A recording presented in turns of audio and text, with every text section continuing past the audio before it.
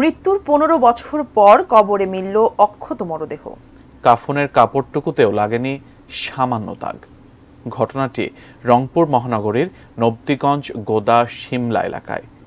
বিরল এ ঘটনায় এলাকায় চাঞ্চল্যের সৃষ্টি করেছে। বিস্তারিত ডেস্ক রিপোর্টে। রংপুর নগরীর গোদাশিপলা এলাকায় গ্যাসের সঞ্চালন লাইনের জন্য বৃহস্পতিবার কয়েকটি কবর স্থানান্তরে উদ্যোগ নেন স্বজনরা। 2 দিনে 4টি কবর স্থানান্তরের পর আরেকটি কবর খুঁড়তেই ঘটে আশ্চর্যজনক ঘটনা।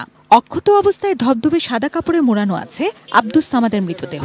15 বছর আগে দাফন করা অবিকল অভিভাবককে দেখতে পারায় অবাক মরহুমের স্বজন সহ পুরো গ্রামবাসী। চাঞ্চল্যকর এই খবর ছড়িয়ে পড়লে সেখানে ভিড় জমান আশপাশের এলাকার মানুষও। 2010 সালে সেখানে দাফন করা হয়েছিল আব্দুস সামাদকে। 123 বছর বয়সে গোদাশিপলা এলাকায় নিজ বাড়িতে মারা যান তিনি। কৃষিকাজের সঙ্গে যুক্ত সামাদ ধার্মিক মানুষ ছিলেন।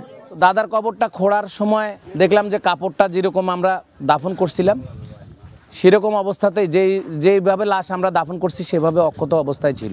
ওনার কাপড়ের মধ্যে একটু মাটি লাগে নাই, ওনার চেহারাও কিছু হয় নাই।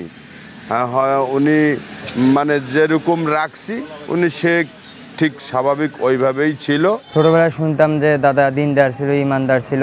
ইসলামিক চিন্তাবিদদের মতে দুনিয়ায় যারা আল্লাহর বিধিনিষেধ মেনে চলেন তাদের হেফাজতের দায়িত্ব স্বয়ং আল্লাহই নিয়ে থাকেন। কোরআন হাদিস অনুযায়ী আল্লাহওয়ালা ছাড়া লাশ বিশেষত থাকে না।